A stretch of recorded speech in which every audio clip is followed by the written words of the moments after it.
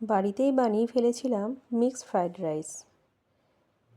এটা বানানোর জন্য মিডিয়াম সাইজের দেরাদুন রাইস নিয়ে নিয়েছি। দেরাদুন রাইসটা কিন্তু মিডিয়াম সাইজেরই নিয়েছি, খুব সরু চাল নিইনি। এটা সেদ্ধ করার জন্য জলের মধ্যে নুন, গোলমরিচের গুঁড়ো আর 1 চামচ ভিনিগার দিয়ে এটাকে অর্ধেক সেদ্ধ করে রাখতে হবে। আর ভাতটা উপর করে দেওয়ার সঙ্গে সঙ্গে কিন্তু ঢাকনা খুলে এটাকে পুরো ড্রাই করে নিতে হবে, নাহলে ফ্রাইড রাইস কিন্তু কাদা কাদা হয়ে যাবে, খেতে ভালো লাগবে না। এদিকে আমরা প্রন আর চিকেনগুলোকে নুন, গোলমরিচের গুঁড়ো আর 1 চামচ লেবুর রসে মাখিয়ে রেখে দিয়েছি।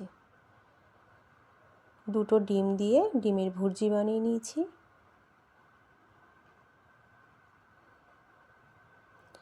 তারপর কড়াইতে তেল দিয়ে চিকেনগুলোকে ফ্রাই করে নেব।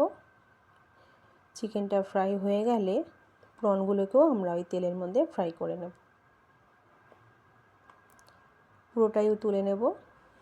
আবারও কড়াইতে তেল দিয়ে তার মধ্যে রসুন কুচি আর নুন দিয়ে বিনস গাজরটাকে ভালো মতো করে ভেজে নেব। হয়ে গেলে তার মধ্যে পুরো রাইসটা দিয়ে ভালো মতো রাইসটাকে ফ্রাই করব। এরপর প্রন, চিকেন আর ডিমের ভুর্জিটাকে দিয়ে আবারও ভালো মতো নাড়াচাড়া করব। দিয়ে দেব সামান্য গোলমরিচ গুঁড়ো।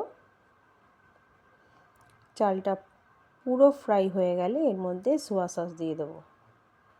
কুচি কুচি করে কেটে রাখা বাঁধাকপি কুচি আর স্প্রিং অনিয়ন দিয়ে ভালোভাবে নাড়াচাড়া করব। আর সোয়া সস দিয়ে খুব ভালোভাবে ফ্রাই করলেই কিন্তু গরম গরম ফ্রাইড রাইস রেডি। দোকানে এখানে আজিনামোটো দেওয়া হয়, বাট এটা খুব একটা স্বাস্থ্যকর খাবার নয় বলে আমি কিন্তু এটা দিইনি।